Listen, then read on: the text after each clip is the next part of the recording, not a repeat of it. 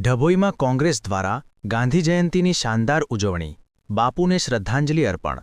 ડભોઈ ભારતના રાષ્ટ્રપિતા મહાત્મા ગાંધીજીની 156મી જન્મજયંતિ નિમિત્તે ડભોઈ શહેર અને તાલુકા કોંગ્રેસ સમિતિ દ્વારા આજે 2 ઓક્ટોબરે વિશેષ ઉજવણીનું આયોજન કરવામાં આવ્યું હતું। ડભોઈના ટાવર વિસ્તાર પાસે સ્થિત ગાંધી બાપુની પ્રતિમાને ફુલહાર કરીને કોંગ્રેસના અગ્રણી નેતાઓ અને મોટી સંખ્યામાં કાર્યકર્તાઓએ રાષ્ટ્રપિતાને ભાવભીની શ્રદ્ધાંજલિ અર્પણ કરી હતી। આ પ્રસંગે કોંગ્રેસના કાર્યકર્તાઓએ ગાંધીજીના સત્ય, અહિંસા અને સાદગીના સિદ્ધાંતોને યાદ કર્યા હતા અને દેશના વિકાસમાં તેમના યોગદાનને બિરદાવ્યું હતું।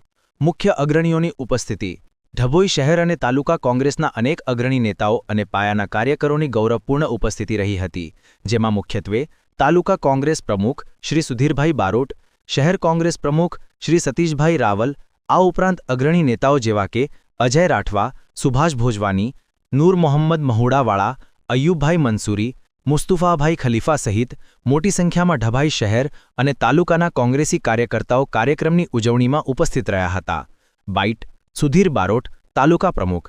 વજન તો તેને રે કહીએ જે વૈષ્ણવ વજન તો તેને રે કહીએ જે પીઢ પરાઈ જાણે રે, એ નિમિત્તે આજે બાપુનો 156મો જન્મદિવસ હોવાથી ડભોઈ તાલુકા અને શહેર કોંગ્રેસ સમિતિ દ્વારા બાપુની ટાવર ચોક સામે પ્રતિમાને હાર પુષ્પાંજલિ ચડાવવાનો કાર્યક્રમ રાખેલો હતો।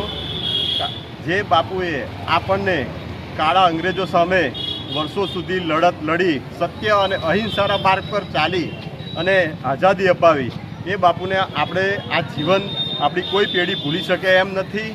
અને જે બાપુના રાહે ચાલી જે લોકો આજે આપણે સ્વતંત્ર છીએ અને આપણે આપણો હક ગમે ત્યાં સંવિધાન મુજબ કોઈ બીને આપણે ગમે ત્યાં બોલી શકીએ છીએ, એ આપણને હક અપાયો છે। એ સંવિધાનનો દુરુપયોગ અત્યારે આપણા દેશમાં ઘણી જગ્યાએ સંવિધાનનો સંપૂર્ણપણે દુરુપયોગ થઈ રહ્યો છે।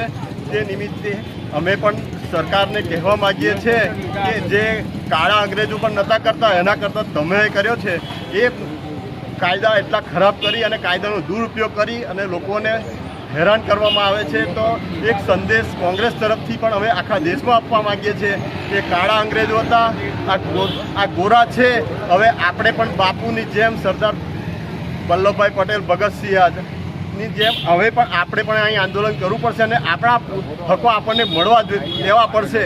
ત્યાં વગર અહીંયા આપણને હક મળે નહીં, એ અમે કહેવા માગીએ છીએ।